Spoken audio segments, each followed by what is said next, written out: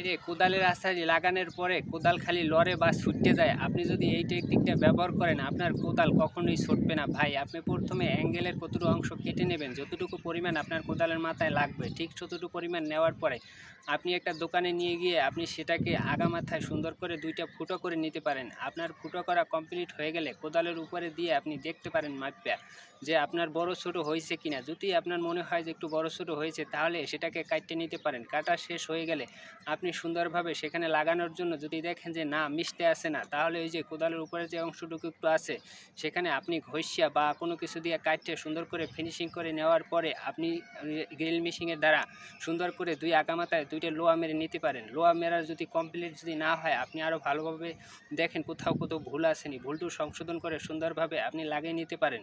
খুবই সুন্দর ও স্মার্ট পদ্ধতি, কিন্তু ভাইরে আপনি যদি এভাবে একবার একটু লাগাই নিতে পারেন আপনি অনেক দিন ব্যবহার করতে পারবেন। খুবই অসাধারণ।